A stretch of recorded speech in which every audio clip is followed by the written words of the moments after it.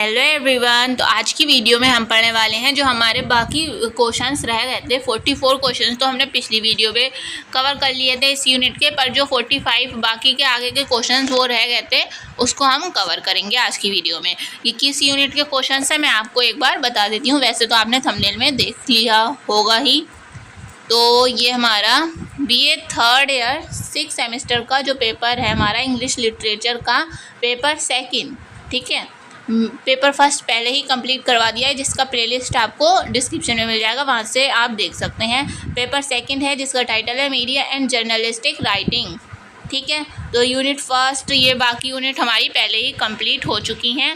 सारी वीडियोस एक ही जगह आपको प्लेलिस्ट में मिल जाएंगी जिसका लिंक आपको डिस्क्रिप्शन में मिल जाएगा या चैनल के प्लेलिस्ट वाले सेशन में भी आपको मिल जाएगा, ठीक है।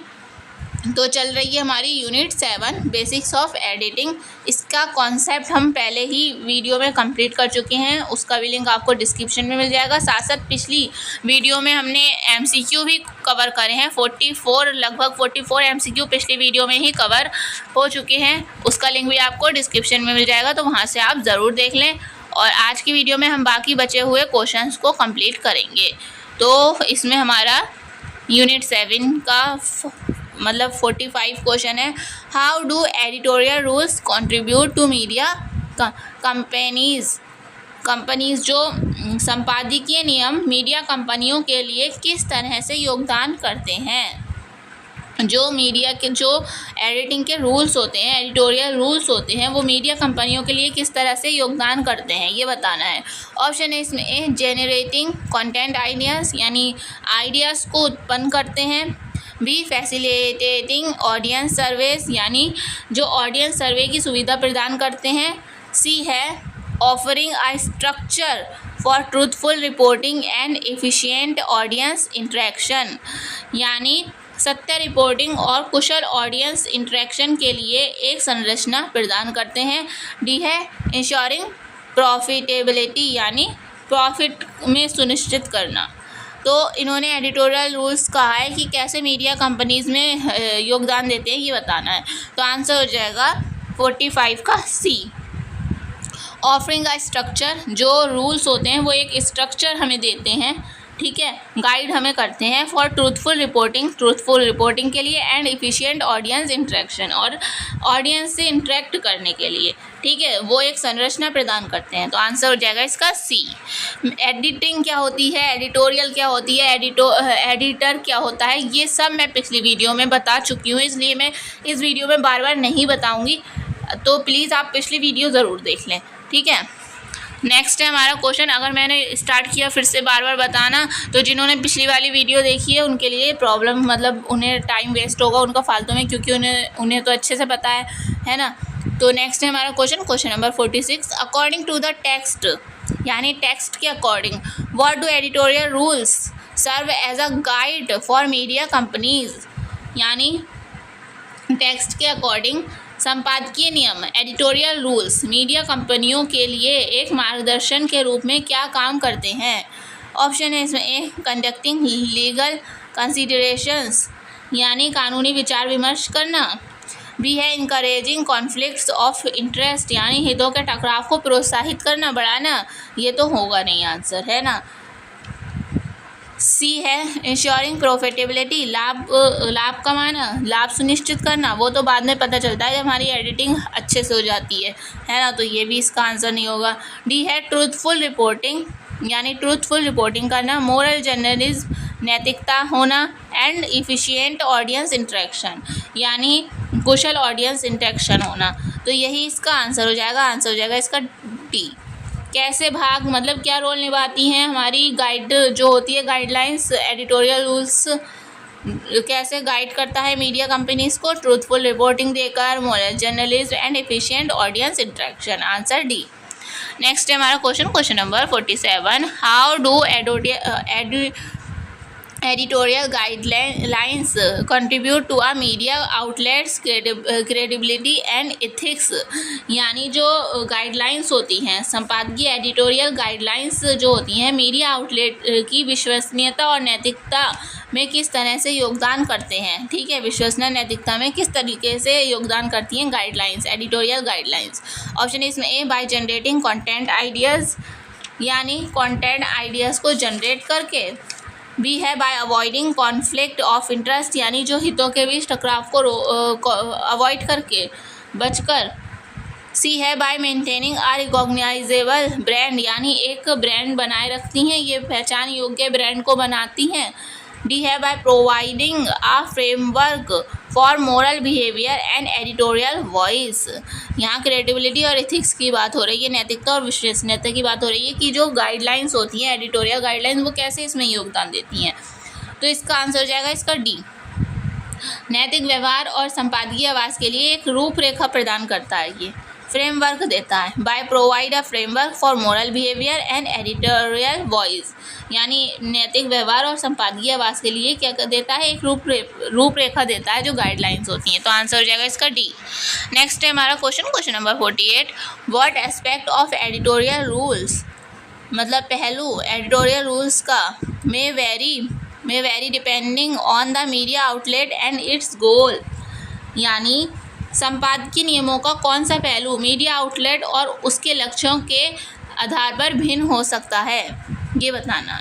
ऑप्शन है इसमें ए, मेटिकुलस फैक्ट चेकिंग, यानी सब सावधानीपूर्वक तथ्य जांच। बी, सोर्स रिलेबिलिटी कंफर्मेशन, यानी जो सोर्स है, ठीक है, उसकी विश्वसनीयता की पुष्टि। सी है स्पेसिफिक कंपोनेंट्स एंड एम्फेसिस, यानी विशिष्ट घटक और जोर देना। डी है लीगल कंसिडरेशन, यानी कानूनी विचार। तो 48 का हमारा आंसर हो जाएगा सी। इन्होंने क्या पूछा था कि संपादकीय नियमों का कौन सा पहलू मीडिया आउटलेट और उसके लक्ष्यों के आधार पर भिन्न हो सकता है। ठीक है, तो आंसर होगा इसका सी, स्पेसिफिक कंपोनेंट्स एंड एम्फेसिस, यानी विशिष्ट घटक और उस पर जोर देना। नेक्स्ट है हमारा question number 49, what is one of the key responsibilities of an editor in journalism. जो जर्नलिज्म में एडिटर होता है, उसकी की रिस्पॉन्सिबिलिटी क्या होती है, उसकी जिम्मेदारी, प्रमुख जिम्मेदारी क्या होती है पत्रकारिता में संपादक की, किसकी, एडिटर की। ऑप्शन है इसमें ए, कंडक्टिंग इंटरव्यूज़ करवाना, तो एडिटर है तो एडिटिंग ही करेगा, है ना, तो ये तो आंसर होगा नहीं इंटरव्यू वाला। बी है choosing news item and their order, यानी समाचार आइटम को चुनना और उनका क्रम बनाना। सी है मैनेजिंग एडवर्टाइजिंग कैंपेन्स, यानी जो एडवर्टाइजिंग कैंपेन्स होते हैं उनको मैनेज करना, ये भी नहीं होगा आंसर। डी है परफॉर्मिंग टेक्निकल मेंटेनेंस, यानी तकनीकी रखरखाव, मेंटेन करके रखना टेक्निकल जो भी है, तो ये भी नहीं होगा, है ना। तो आंसर हो जाएगा इसका बी। क्या करते हैं जो एडिटर होते हैं, वो न्यूज़ सिलेक्ट करते हैं, न्यूज़ आइटम को, और उनको ऑर्डर में रखते हैं ठीक से, है ना। तो आंसर हो जाएगा इसका बी। नेक्स्ट है हमारा question number 50, what role does an editor play in article assignment. Article assignment होता है, उसमें जो एडिटर होता है वो कैसा रोल प्ले करता है। ऑप्शन है इसमें A, writing the articles them themselves, यानी लेख खुद लिखना, खुद वो आर्टिकल्स लिखता है। बी है कोलैबोरेशंस विद फोटोग्राफर्स, यानी फोटोग्राफर्स के साथ सहयोग करना। सी है assigning stories to reporters and journalist, यानी रिपोर्टरों और पत्रकारों को स्टोरी असाइन करना। डी है मैनेजिंग पब्लिकेशन फाइनेंसेस, यानी प्रकाशन वित्त का प्रबंधन करना। तो 50 का आंसर हो जाएगा इसका सी।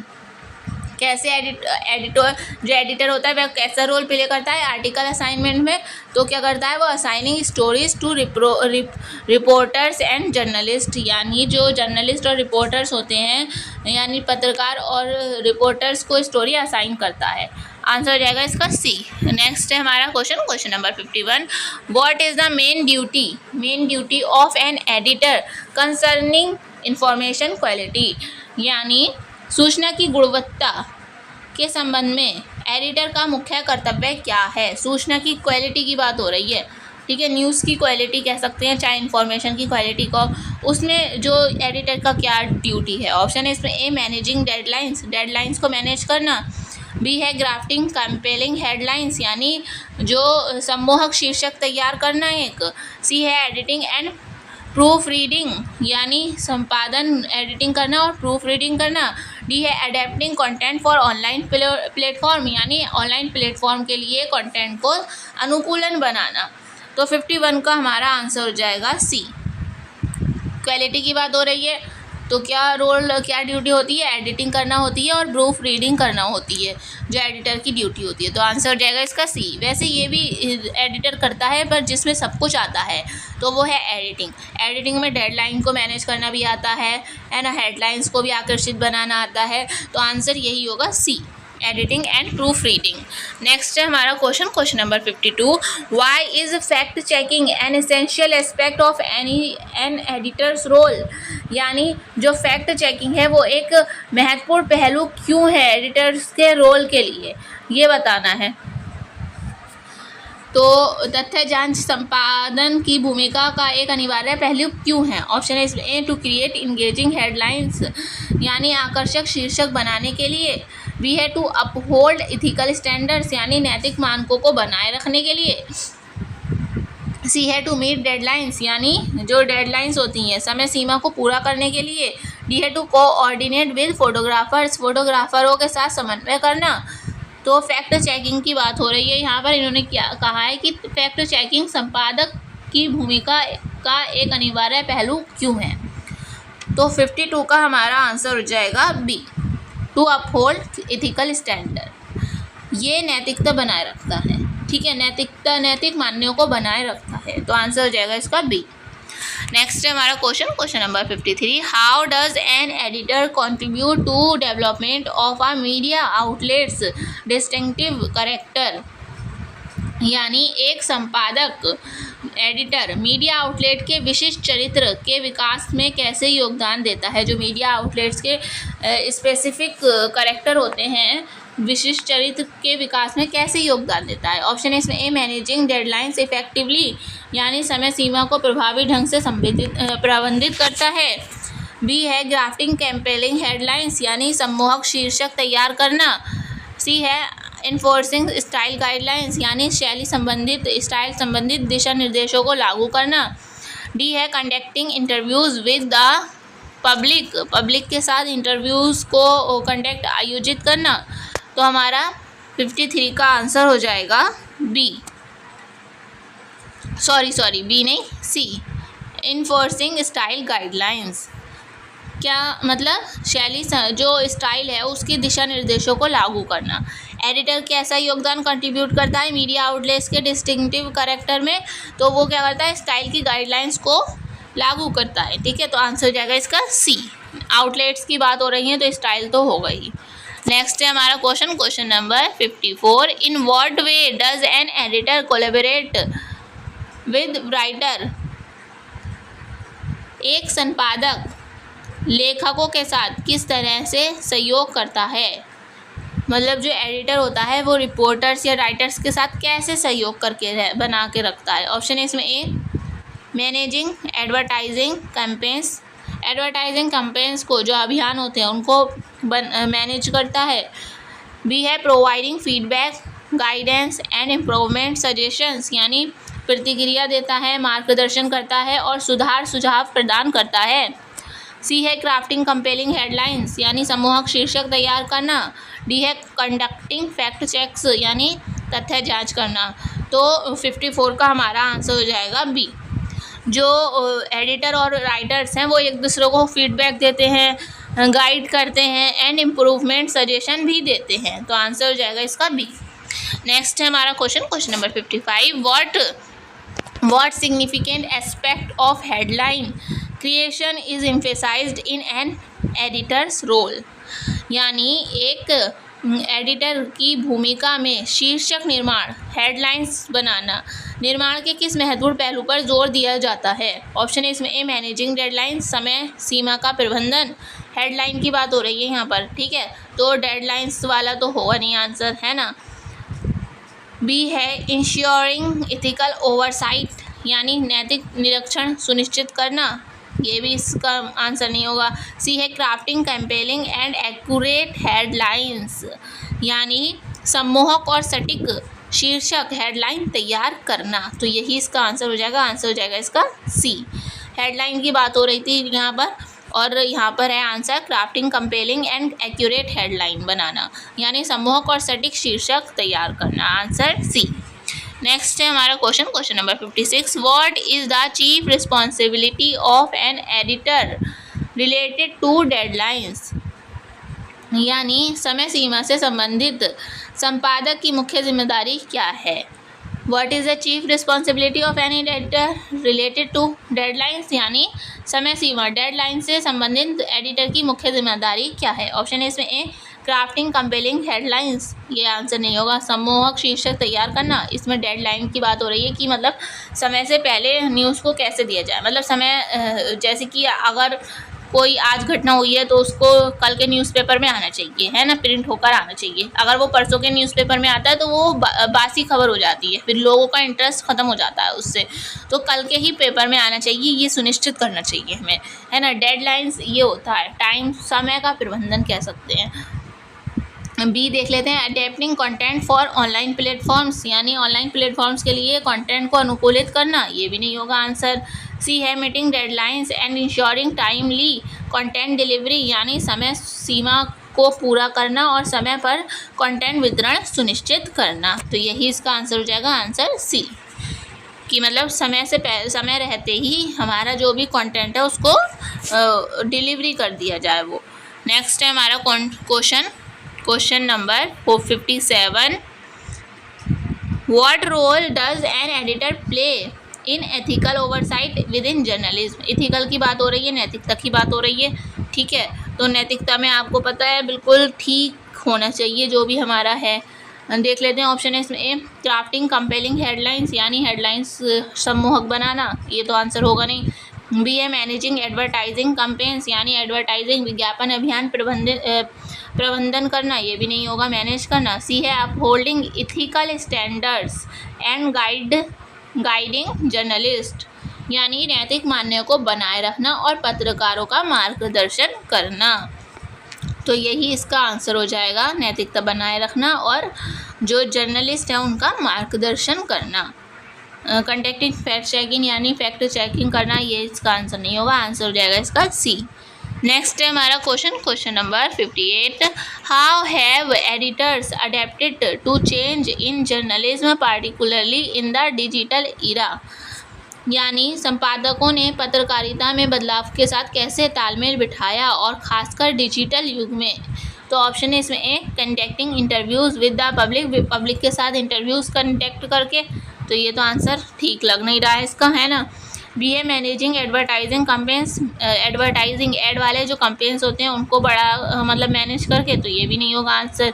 यहाँ पर चेंजेस कैसे अनुकूलित बनता है ये बताना है। ऑप्शन है इसमें C adapting content for online platforms, online platforms के लिए कंटेंट को अनुकूलित बनाना, ठीक है। डी है क्राफ्टिंग कंपेलिंग हेडलाइंस, हेडलाइन को सम्मोहक रूप से तैयार करना, तो ये भी नहीं होगा, आंसर हो जाएगा इसका C adapting content for online platforms. इन्होंने क्या पूछा था, उन्होंने पूछा था एडिटर्स के लिए, एडिटर्स ने पत्रकारिता में बदलाव के साथ कैसे तालमेल बिठाया खासकर डिजिटल एरा में, ठीक है। ऑनलाइन प्लेटफॉर्म के साथ इन्होंने अनुकूल बनाया तभी वो तालमेल बैठ गया, ठीक है। Adapting content for online platforms, यानी ऑनलाइन प्लेटफॉर्म्स के लिए कंटेंट को अनुकूलित करना। नेक्स्ट है हमारा question number 59। What is an aspect of content creation that editor are responsible for in the digital era, यानी डिजिटल युग में सामग्री निर्माण कंटेंट क्रिएशन का कौन सा पहलू है जिसके लिए एडिटर जिम्मेदार होता है, ठीक है। कंटेंट क्रिएशन की बात हो रही है, वो भी डिजिटल युग में। तो देख लेते हैं, ऑप्शन है इसमें ए कंडक्टिंग फैक्ट चेक्स, यानी तथ्य जांच करना। बी है क्राफ्टिंग कंपेलिंग हेडलाइंस, यानी सम्मोहक शीर्षक तैयार करना। सी है adapting content for online platforms, यानी ऑनलाइन प्लेटफॉर्म्स के लिए सामग्री को अनुकूलित करना, कंटेंट को अनुकूल बनाना, ऑनलाइन प्लेटफॉर्म्स के लायक बनाना। डी है मीटिंग डेडलाइंस, यानी यानी समय सीमा को पूरा करना। तो 59 का हमारा आंसर हो जाएगा सी। डिजिटल एरा की बात हो रही है और कंटेंट क्रिएशन की बात हो रही है, तो आ जाएगा answer C, adapting content for online platform, यानी ऑनलाइन प्लेटफॉर्म के अनुकूल बनाना। ठीक है, जो भी डेटा है, मतलब जो भी हमारी न्यूज़ या इंफॉर्मेशन है, उसको क्या करना, ऑनलाइन प्लेटफॉर्म के लायक बनाना। Answer C. नेक्स्ट है हमारा question number 60। What is the overarching responsibility of an editor in journalism? यानी पत्रकारिता में एक एडिटर की व्यापक जिम्मेदारी क्या है? ऑप्शन है इसमें ए, एडिटर की जिम्मेदारी बताना है पत्रकारिता के अंदर। ऑप्शन है इसमें ए, ग्राफ्टिंग कंपेलिंग हेडलाइंस, यानी सम्मोहक बनाना हेडलाइंस को, ये तो जिम्मेदारी है पर इसके अलावा भी बहुत सी हैं, तो ये तो सिर्फ इसको तो आंसर हम कहेंगे नहीं। बी है मैनेजिंग एडवर्टाइजिंग कैंपेन्स, यानी जो एडवर्टाइजिंग के कैंपेन्स होते हैं उनको मैनेज करना, तो ये भी नहीं होगा आंसर। सी है maintaining high standards of truth, impartiality and relevancy, यानी सत्य, निष्पक्षता और प्रासंगिकता के उच्च मानकों को बनाए रखना। डी है conducting interviews with the public, यानी पब्लिक जनता के साथ इंटरव्यू आयोजित करना, तो ये भी नहीं होगा। आंसर हो जाएगा इसका C, high standard of truth बनाना, इम्पार्शियलिटी एंड रिलेवेंसी, यानी सत्य, निष्पक्षता और प्रासंगिकता के उच्च मानकों को बनाए रखना। ठीक है, नेक्स्ट है हमारा question number 61। What is the main responsibility of news editor in the journalistic process? यानी जर्नलिस्टिक प्रोसेस में मेन रिस्पॉन्सिबिलिटी क्या होती है एडिटर की, न्यूज़ एडिटर की मेन रिस्पॉन्सिबिलिटी क्या होती है, मेन जिम्मेदारी क्या होती है? ऑप्शन है इसमें ए, कंडक्टिंग इंटरव्यूज़, यानी इंटरव्यूज़ कंडक्ट करवाना, तो ये तो आंसर होगा नहीं, है ना। बी है मैनेजिंग एडवर्टाइजिंग कैंपेन्स को मैनेज करना, ये भी नहीं होगा। सी है स्टोरी सिलेक्शन एंड प्रायोरिटाइजेशन, यानी स्टोरी को चुनना, कौन सी स्टोरी कहाँ आएगी न्यूज़पेपर के लिए और उसमें को प्राथमिकता देना कि कौन सी न्यूज़ फर्स्ट पेज पे आएगी, कौन सी न्यूज़ लास्ट पेज पे आएगी, इस टाइप से। डी है क्राफ्टिंग हेडलाइंस, यानी हेडलाइंस क्राफ्टिंग करना, तो आंसर आपको समझ में आ गया होगा। एडिटर्स का जो मेन रिस्पॉन्सिबिलिटी है वो है हमारी स्टोरी सिलेक्ट करना एंड इसको प्रायोरिटाइजेशन करना। काफ़ी न्यूज़ होती हैं हमारे पास, एक से ज़्यादा कई न्यूज़ होती हैं, तो उसको प्राथमिकता देना, कौन सी न्यूज़ ज़्यादा इंपॉर्टेंट है ना, तो आंसर हो जाएगा इसका सी। नेक्स्ट है हमारा question number 62। What factors does news editor consider when assigning reporters to cover specific stories, यानी समाचार संपादक विशिष्ट कहानियों को कवर करने के लिए रिपोर्टरों को नियुक्त करते समय किन कारकों पर विचार करता है? किसी स्पेसिफिक न्यूज़ को कवर करना है तो वो रिपोर्टर्स को कैसे चुनता है कि कौन सा रिपोर्टर अच्छे से इसको कवर कर पाएगा, है ना, ये बताना है। ऑप्शन है इसमें ए, एडवर्टाइजिंग रेवेन्यू पोटेंशियल, यानी विज्ञापन राजस्व क्षमता को देखकर, तो ये तो आंसर होगा नहीं, है ना। बी है individual reporters expertise nature of the story and available resources, यानी व्यक्तिगत रिपोर्टर्स को, मतलब जो एक्सपर्ट किस में है ये देखेंगे, जो रिपोर्टर हम चुन रहे हैं वो इस न्यूज़ के लिए एक्सपर्ट है या नहीं, और नेचर देखेंगे, जो भी स्टोरी है हमारी यानी न्यूज़ है हमारी, एंड अवेलेबल रिसोर्सेज देखेंगे, है ना, उपलब्ध संसाधन, तो यही इसका आंसर हो जाएगा। Answer B. कैसे हम चुनेंगे कि ये न्यूज़ के लिए एक्सपर्ट कौन सा रिपोर्टर्स ठीक रहेगा, एक्सपर्ट रहेगा, और नेचर देखेंगे स्टोरी की और अवेलेबल रिसोर्सेज देखेंगे। ठीक है, तो आंसर हो जाएगा इसका बी। आगे के क्वेश्चन पढ़ने, मतलब आगे के ऑप्शन पढ़ने की ज़रूरत ही नहीं। नेक्स्ट है हमारा question number 63। How does news editor contribute, योगदान देता है, to the development of distinctive story angles, यानी समाचार संपादक विशिष्ट कहानी कोड़ों के विकास में, मतलब अलग अलग एंगल के विकास में कैसे योगदान देता है, विशिष्ट कहानी के एंगल्स के विकास में कैसे योगदान देता है। ऑप्शन इसमें मैनेजिंग डेडलाइंस को मैनेज करके, तो ये तो आंसर होगा नहीं। बी है collaborating with layout and design department, यानी डिज़ाइन डिपार्टमेंट और विभागों के साथ सहयोग करके, ये भी आंसर नहीं होगा। सी है सेटिंग एडिटोरियल स्टैंडर्ड्स, यानी संपादकीय मानक निर्धारित करना, ये भी नहीं होगा आंसर। डी है working with writer to craft captivating vantage points, यानी जो है लेखकों के साथ मिलकर आकर्षक दृष्टिकोण तैयार करना। तो इन्होंने पूछा किया था समाचार जो संपादक विशिष्ट कहानियों के एंगल्स के विकास में कैसा योगदान देते हैं। तो ये क्या करते हैं, राइटर्स के साथ सहयोग बनाते हैं और उनके साथ मिलकर एक आकर्षक दृष्टिकोण तैयार करते हैं। तो आंसर हो जाएगा इसका डी। नेक्स्ट है हमारा question number 64, what is a key aspect of content review and editing carried out by news editors. यानी समाचार संपादकों एडिटर द्वारा की जाने वाली कंटेंट समीक्षा यानी कंटेंट रिव्यू और संपादन का एक प्रमुख पहलू क्या है।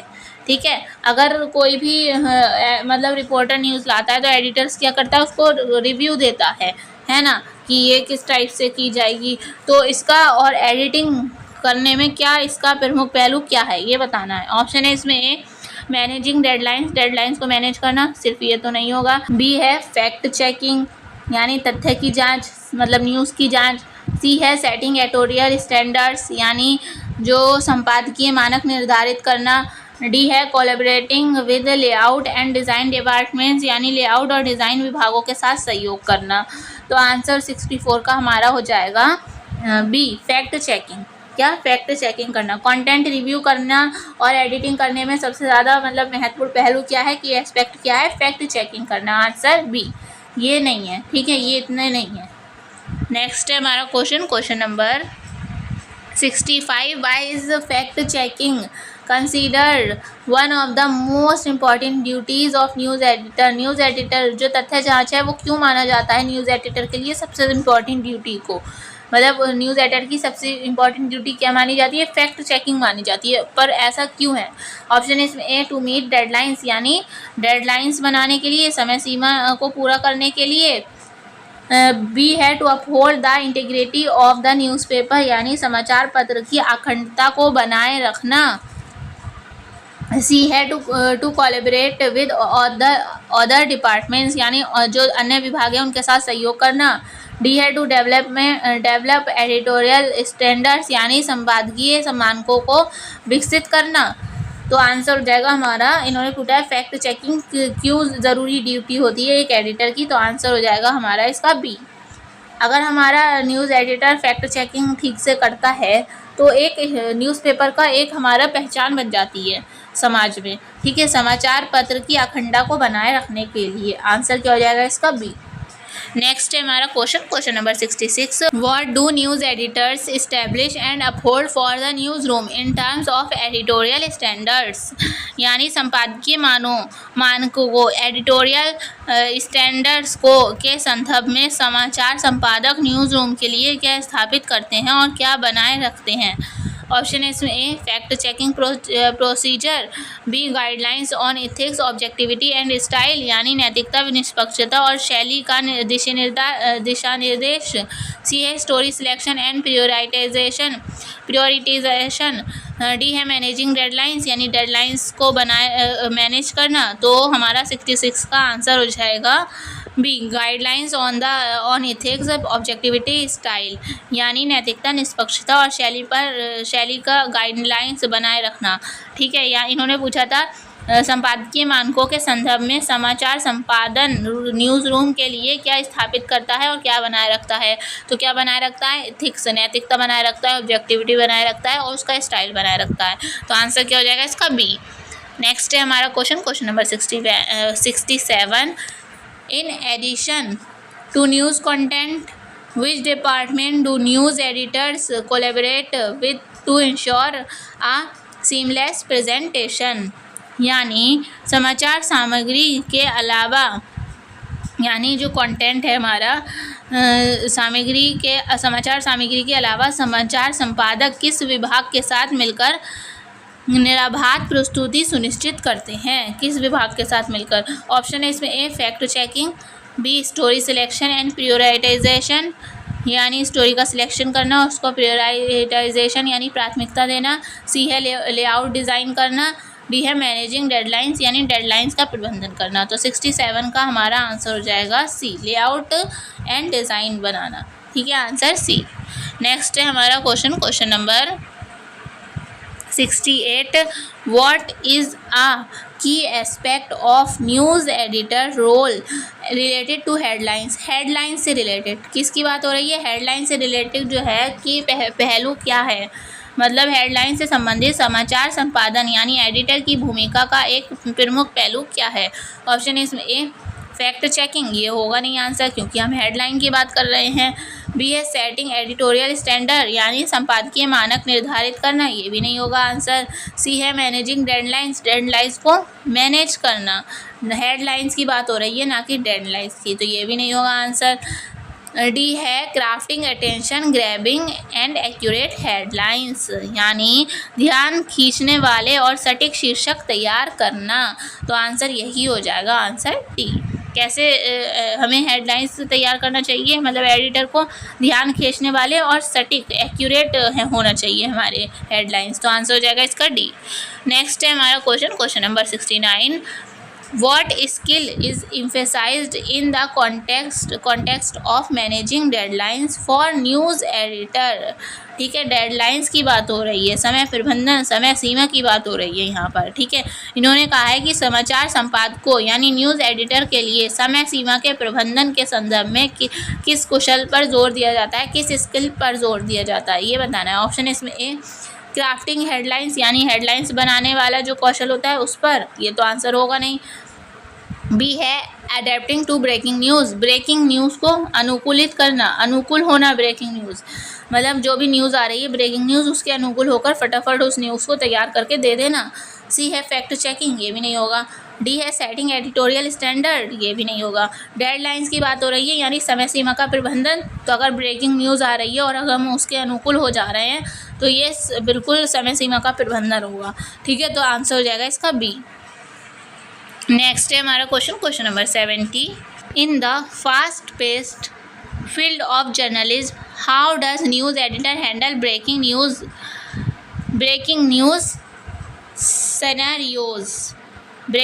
सिनेरियोज यानी जो है पत्रकारिता के तेज तर्रार क्षेत्र में, ठीक है, समाचार संपादक ब्रेकिंग न्यूज़ परिदृश्य को कैसे संभालता है। ठीक है, ब्रेकिंग न्यूज़ होती है तो वो जल्दी से हमें तैयार करना पड़ती हैं, रिपोर्टर्स को, एडिटर्स को जल्दी से तैयार करके देना पड़ती हैं। ठीक है, तो वो कैसे संभालता है? ऑप्शन है इसमें ए बाय कंडक्टिंग इंटरव्यूज़ करवा कर, ये आंसर नहीं होगा। बी है बाय मैनेजिंग एडवर्टाइजिंग कैंपेन्स यानी जो एडवर्टाइजिंग कैंपेन्स होते हैं उनको मैनेज करके, ये भी नहीं होगा आंसर, है ना। ब्रेकिंग न्यूज़ का एड से क्या संबंध है ना, कोई संबंध नहीं, तो ये तो आंसर होगा नहीं।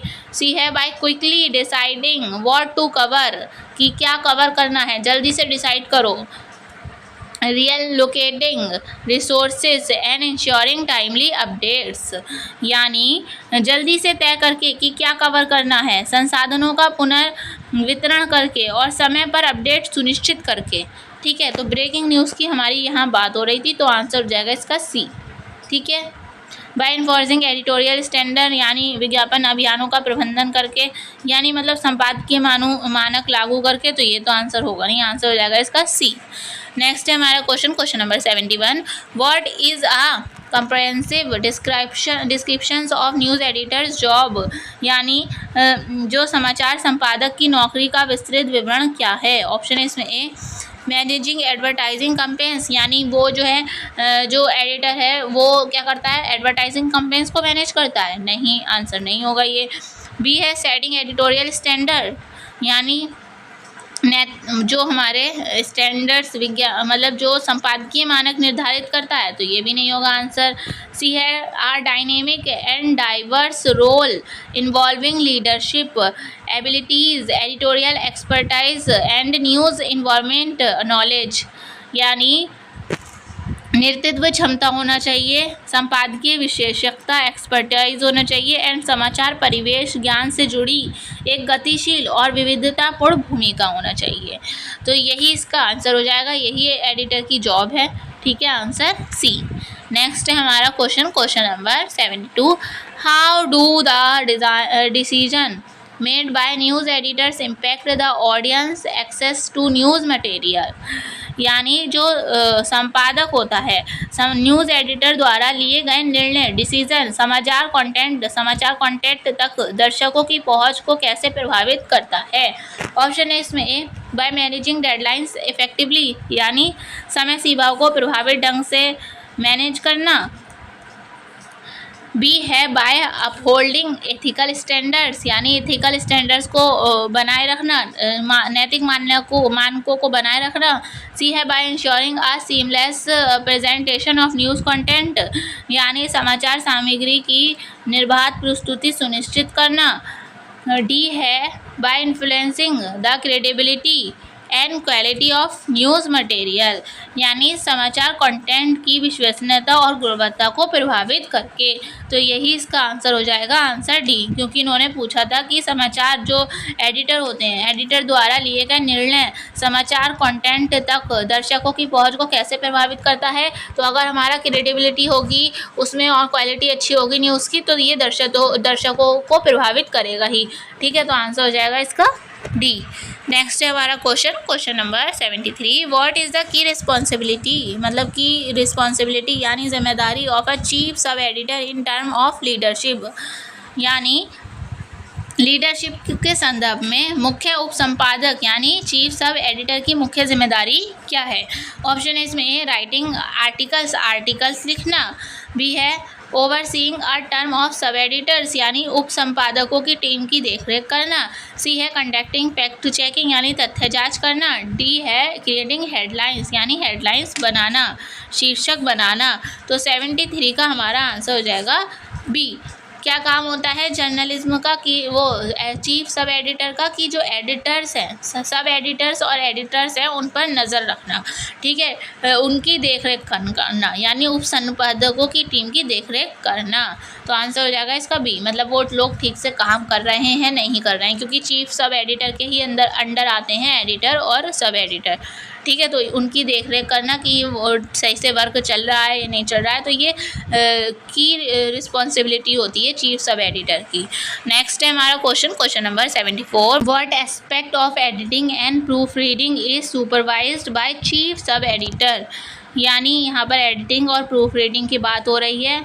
ठीक है, यानी संपादन और प्रूफ रीडिंग के किस पहलू की देखरेख मुख्य उप संपादक द्वारा की जाती है। ऑप्शन है इसमें ए, फैक्ट चेकिंग प्रोसेस की। बी है overall quality of the publication, ये नहीं होगा, मतलब यहाँ पर ये नहीं होगा, इट नहीं होगा। ठीक है, मतलब overall quality of the publication जो हम प्रकाशन करने वाले हैं उसकी समग्र ओवरऑल गुणवत्ता को मतलब फाइनल चेक करना। ठीक है, सी है coordination with layout and design teams, यानी लेआउट और डिज़ाइन टीमों के साथ समन्वय बनाना। डी है क्राफ्टिंग कैप्टिवेटिंग हेडलाइंस, यानी आकर्षक शीर्षक तैयार करना। तो एडिटिंग और प्रूफ रीडिंग में जो है चीफ सब एडिटर का क्या कार्य होता है, वो ओवरऑल क्वालिटी चेक करता है। क्या करता है, overall quality of the publication. ठीक है, तो आंसर हो जाएगा इसका बी। नेक्स्ट है हमारा क्वेश्चन नंबर 75।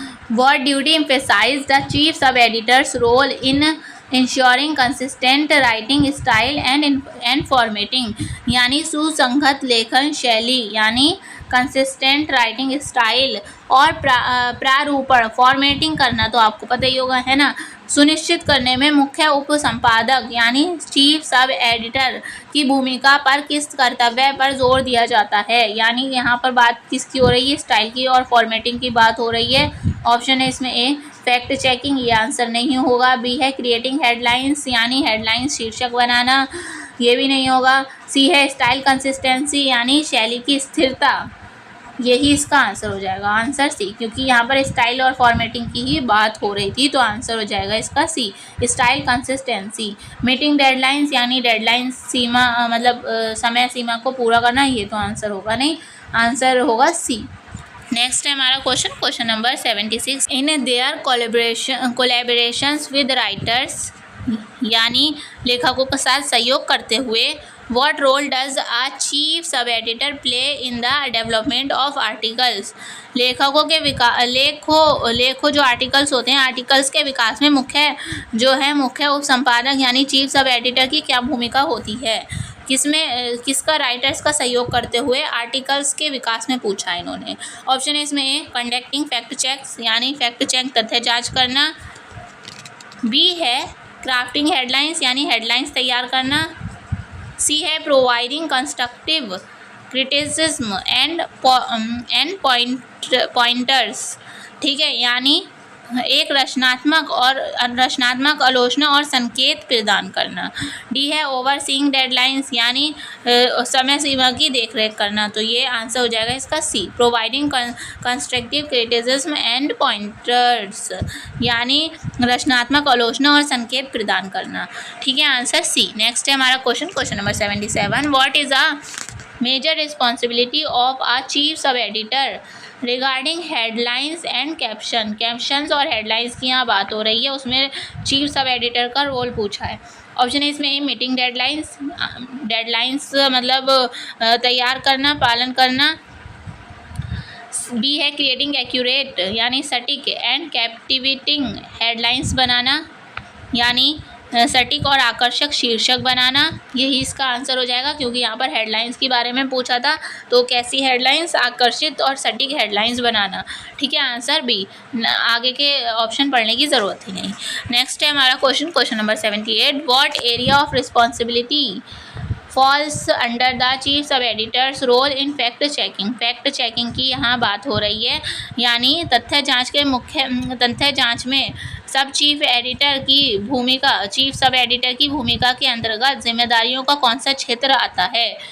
ऑप्शन है इसमें A checking the veracity of published materials यानी जो है प्रकाशित कंटेंट की सत्यता की जांच करना, ठीक है, मतलब वेरासिटी सत्यता की जांच करना, बी है क्राफ्टिंग हेडलाइंस बनाना, सी है ओवरसीइंग डेडलाइंस का समय सीमा की देखरेख करना, डी है क्रिएटिंग स्टाइल कंसिस्टेंसी यानी शैली की एकरूपता बनाना। तो 78 का हमारा आंसर हो जाएगा ए। हाँ, फैक्ट चेकिंग की बात हो रही थी यहाँ पर, तो checking the veracity of published material, जो न्यूज़ पब्लिश होने वाली है, जो कंटेंट पब्लिश होने वाली है, उसकी सत्यता की जांच करना, आंसर ए। नेक्स्ट है हमारा question number 79, what collaboration is emphasized in the chief sub editor role with layout and design team, मतलब लेआउट और डिज़ाइन टीमों के साथ मुख्य उपसंपादक की भूमिका में किस सहयोग पर जोर दिया जाता है। ऑप्शन इसमें ए क्राफ्टिंग हेडलाइंस, नहीं होगा आंसर, बी है coordinations of layout and design यानी जो है लेआउट और डिज़ाइन का समन्वय बनाना, सी है providing constructive criticism to writers यानी लेखकों को रचनात्मक आलोचना प्रदान करना, डी है ओवरसीइंग डेडलाइंस समय सीमा की देखरेख करना। तो आंसर आपको अलग ही दिख गया होगा, coordinate of layout and design के साथ कोऑर्डिनेशन बनाना, समन्वय बनाना, ठीक है, तो लेआउट ही और डिज़ाइन की ही बात हो रही थी यहाँ पर, तो आंसर हो जाएगा इसका बी। नेक्स्ट है हमारा question number 80, what aspect of journalism is a chief sub editor responsible for in term of deadlines की यहाँ बात हो रही है। इन्होंने कहा है कि पत्रकारिता जर्नलिज्म के किस पहलू के लिए मुख्य उपसंपादक समय सीमा के संदर्भ में जिम्मेदार होता है, डेडलाइंस के लिए जिम्मेदार होता है। ऑप्शन इसमें ए क्राफ्टिंग हेडलाइंस बनाना, आंसर नहीं होगा, बी है overseeing a team of sub editor की जो टीम है उनको ओवरली देखना, ठीक है, कि वो सही से काम कर रही हैं नहीं कर रही हैं, पर यहाँ पर तो डेडलाइन की बात हो रही है, तो ये भी आंसर नहीं होगा। सी है ensuring the editing process is finished promptly यानी जो ये देखना कि संपादन जो एडिटर्स की प्रक्रिया जो है प्रोसेस है, संपादन प्रक्रिया को समय पर पूरा करना और सुनिश्चित करना, ठीक है, टाइम पर पूरा करना इसमें कहा गया है और डेडलाइंस का यही मतलब होता है, आंसर हो जाएगा इसका सी, ठीक है, क्या संपादन प्रक्रिया को समय पर पूरा करना सुनिश्चित करना, ठीक है, answer C. Providing construction criticism to writers लेखकों को रचनात्मक आलोचना प्रदान करना, ये भी इसका आंसर नहीं हो जाएगा, आंसर हो जाएगा हमारा सी। नेक्स्ट है हमारा question number 81, what is one of the primary responsibility of a sub editor in journalism. Primary responsibility की बात बताना है हमें, प्राथमिक जिम्मेदारी क्या है एक सब एडिटर की, चीफ सब एडिटर ने सब एडिटर की। ऑप्शन है इसमें ए कंडक्टिंग इंटरव्यूज़ कंडक्ट करवाना, आयोजित करवाना। बी है क्रिएटिंग ऑनलाइन प्लेटफॉर्म्स, यानी ऑनलाइन प्लेटफॉर्म्स बनाना। ये तो आंसर होंगे नहीं, है ना। सी है एडहेरिंग टू लीगल कंप्लायंस, यानी जो है कानूनी अनुपालन का पालन करना। डी है editing for style and grammar, यानी शैली और व्याकरण के लिए संपादन एडिटिंग करना। तो सब एडिटर की यही फर्स्ट मतलब ये तो आंसर होंगे नहीं, आंसर हो जाएगा डी। जो सब एडिटर है उसका क्या काम होता है, एडिटिंग फॉर स्टाइल, स्टाइल के लिए एडिट करना और ग्रामर के लिए, ठीक है, आंसर डी। नेक्स्ट है हमारा question number 82, why did sub editor engage in fact checking, मतलब जो है फैक्ट चेकिंग एक्टिविटीज़, यानी जो सब एडिटर तथ्य जांच फैक्ट चेकिंग गतिविधियों में क्यों संलग्न होता है। ऑप्शन है इसमें ए टू मीट डेडलाइंस, यानी समय सीमा को पूरा करना, ये आंसर नहीं होगा। बी है टू इंश्योर लीगल कंप्लायंस, यानी कानूनी अनुपालन सुनिश्चित करना, ये भी नहीं होगा आंसर। सी है to confirm the accuracy for information, यानी सूचना की सटीकता की पुष्टि करना। डी है to create attention grabbing headlines, यानी ध्यान आकर्षित करने वाली सुर्खियां बनाना, ये भी आंसर नहीं होगा। हम यहाँ पर फैक्ट चेकिंग की बात कर रहे हैं तो आंसर हो जाएगा इसका C, to confirm the accuracy of information, यानी सटीकता की जांच करना, ठीक है, उसकी पुष्टि करना, आंसर सी। नेक्स्ट है हमारा question number 83, What is a specific focus of a sub-editor regarding readability and clarity, यानी पठनीयता और स्पष्टता के संबंध में उप संपादन एक विशेष ध्यान किस पर होता है। उप संपादन का जो है विशेष ध्यान किस पर होता है, किसके उसमें, रीडेबिलिटी और क्लियरिटी के संबंध में। ऑप्शन इसमें A adapting content for online platforms, online platforms के लिए कंटेंट को अडेप्ट अनुकूलित बनाना, आंसर नहीं होगा इसका।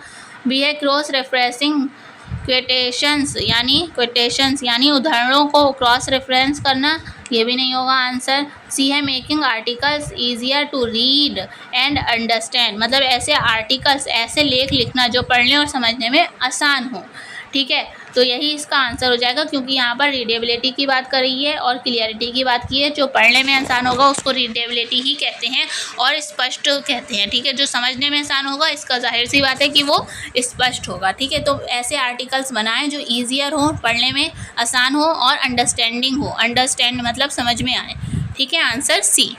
नेक्स्ट है हमारा question number 84, how does sub editor contribute to the overall coherence of a publication, यानी जो है हमारे सब एडिटर किसी प्रकाशन की समग्र सुसंगतता में किस प्रकार योगदान देते हैं, पब्लिकेशन की सुसंगतता में कैसे योगदान देते हैं ये बताना है। ऑप्शन इसमें क्रिएटिंग अटेंशन ग्रैबिंग हेडलाइंस, यानी ध्यान आकर्षित करने वाली सुर्खियां बनाना, ये आंसर होगा नहीं। बी है कोलैबोरेटिंग विद ऑथर्स, यानी ऑथर्स के साथ, लेखकों के साथ सहयोग बनाना। सी है एडहेरिंग टू लीगल कंप्लायंस, यानी कानूनी अनुपालन का पालन करना, कंप्लायंस। डी है upholding the publication style guide, यानी प्रकाशन की शैली मार्गदर्शिका को बनाए रखना। तो कानूनी पालन का तो इसमें आंसर होगा नहीं, है ना, और पब्लिकेशन स्टाइल की शैली को बनाए रखना, तो यही इसका आंसर हो जाएगा, answer D, upholding the publications style guide, यानी प्रकाशन की शैली मार्गदर्शिका को बनाए रखना। इन्होंने पूछा था उप संपादक किसी प्रकाशन की समग्र सुसंगतता में किस प्रकार योगदान देता है, तो वो कैसे देता है, जो प्रकाशन की शैली है उसको बनाए रखकर, आंसर डी। नेक्स्ट है हमारा question number 85, what role does sub editor play in the layout and formatting of articles, layout और फॉर्मेटिंग की बात हो रही है, ठीक है। सब एडिटर कैसा रोल प्ले करते हैं आर्टिकल को फॉर्मेट और लेआउट बनाने के लिए, तो आंसर ऑप्शन है इसमें ए एडहेरिंग टू लीगल कंप्लायंस, यानी जो कानूनी अनुपालन का पालन करना। बी है क्रिएटिंग हेडलाइंस एंड कैप्शंस और हेडलाइंस क्रिएट करके। सी है कोलैबोरेटिंग विद डिज़ाइन टीम्स, यानी डिज़ाइन टीम के साथ कोलैबोरेट करके। डी है कंडक्टिंग फैक्ट चेक्स, यानी जो तथ्य जांच है उस वो करके। तो 85 का हमारा आंसर हो जाएगा C, collaborating with design team. Design team जो होती है लेआउट और फॉर्मेटिंग करना जो है डिज़ाइन टीम के अंदर में ही आता है, तो डिज़ाइन टीमों के साथ सहयोग करके, ठीक है। सब एडिटर कैसा रोल प्ले करता है, collaborating with design teams, answer C. Next है हमारा question number 86। What is the significant responsibility of sub editor is meeting deadlines. Deadlines की यहाँ पर बात हो रही है। डेडलाइंस बनाने में क्या जिम्मेदारी होती है सब एडिटर की, ये बताना है। ऑप्शन है इसमें creating online platforms. Online platforms बनाना तो ये तो आंसर होगा नहीं। बी है adapting content for online platforms. Online platforms के अनुकूल कंटेंट बनाना, ये भी नहीं होगा।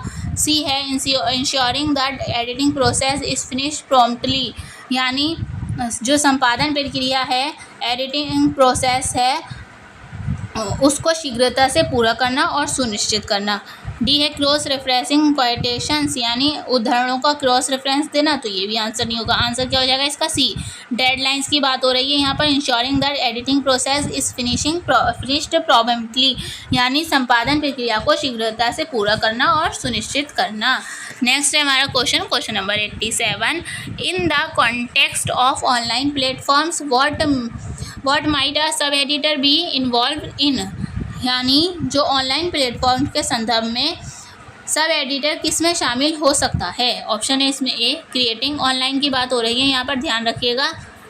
ऑप्शन है इसमें ए क्रिएटिंग अटेंशन ग्रैबिंग हेडलाइंस, यानी ध्यान खींचने वाला शीर्षक बनाना, आंसर नहीं होगा। ऑनलाइन प्लेटफॉर्म्स की बात हो रही है। बी है एडिटिंग टू लीगल कंप्लायंस, यानी कानूनी अनुपालन का पालन करना, ये भी आंसर नहीं होगा। सी है adaptation for online platforms include considerations for CEO. CEO की फुल फॉर्म हमने बहुत पहले पढ़ी थी, यूनिट फर्स्ट में या सेकंड में। इसकी फुल फॉर्म होती है सर्च इंजन ऑप्टिमाइजेशन, ठीक है। डी है वो एंड मल्टीमीडिया एलिमेंट्स, यानी जो है सीईओ और मल्टीमीडिया तत्वों के लिए विचारों सहित ऑनलाइन प्लेटफॉर्म के लिए अनुकूल बनाना। डी है upholding the publication style guide, यानी जो स्टाइल होती है पब्लिकेशन की उसको बनाए रखना। तो आंसर हो जाएगा इसका सी। ऑनलाइन प्लेटफॉर्म की बात हो रही है, ऐसा कंटेंट बनाना जो सर्च इंजन के हिसाब से हो, है ना। और अनुकूल अडेप्शन फॉर ऑनलाइन प्लेटफॉर्म्स, यानी ऑनलाइन प्लेटफॉर्म्स के अनुकूल बनाना कंटेंट को, ठीक है, मल्टीमीडिया एलिमेंट्स का ध्यान रखते हुए। तो आंसर क्या हो जाएगा इसका? सी। नेक्स्ट है हमारा लास्ट क्वेश्चन है ये हमारा इस यूनिट का। What is the legal aspect the sub editors are aware of in their role, यानी जो है हमारा उप संपादकों को अपनी भूमिका में किस कानूनी पहलू के बारे में पता होता है। लीगल एस्पेक्ट पूछा है, किस कानूनी पहलू के बारे में पता होता है। ऑप्शन है इसमें ए क्रिएटिंग हेडलाइंस एंड कैप्शंस, यानी जो है हेडलाइंस और कैप्शंस बनाना, मतलब है क्रिएशन हेडलाइंस एंड कैप्शंस बनाने के लिए ये पता होता है। कानून की बात हो रही है इसमें, ठीक है, कानूनी भूमिका पहलू की बात हो रही है। बी है adapting content for online platforms के अनुकूल बनाना कंटेंट को। सी है क्रॉस रेफरेंसिंग क्वाइटेशंस, यानी जो है क्वाइटेशंस जो होते हैं, उद्धरण जो होते हैं, उनका क्रॉस रेफरेंसिंग करना, ये भी नहीं होगा आंसर। डी है legal issue such as copyright infringement libel and defamation, यानी जो है कॉपीराइट उल्लंघन, मानहीन और बदनामी जैसे कानूनी मुद्दे। लीगल की बात हो रही थी तो आंसर यही होगा, आंसर डी, ठीक है। तो आंसर क्या होगा इसका? 88 का डी। तो ये लास्ट क्वेश्चन था हमारा इस वीडियो का। इस वीडियो का नहीं, यूनिट 7 का ही हमारा ये लास्ट क्वेश्चन है। और नेक्स्ट वीडियो में हम स्टार्ट करेंगे यूनिट 8, और इसकी PDF और आंसर की आपको मिल जाएगा टेलीग्राम ग्रुप पर। अगर आपको दोबारा पढ़ना हो तो आप वहाँ से डाउनलोड करके पढ़ लेना, ठीक है। तो अब मिलते हैं नेक्स्ट वीडियो में। वीडियो को ज़्यादा से ज़्यादा शेयर कर दिएगा प्लीज़, है ना। अगर वीडियो थोड़ी भी हेल्पफुल रही हो तो लाइक भी कर दिएगा, और चैनल को सब्सक्राइब तो कर ही दिया होगा आपने। आई होप कि अगर वीडियो आप रेगुलरली देख रहे हैं तो मैं उम्मीद करती हूँ कि आपने चैनल को सब्सक्राइब तो कर ही दिया होगा। तो अब मिलते हैं नेक्स्ट वीडियो में। Thank you for watching.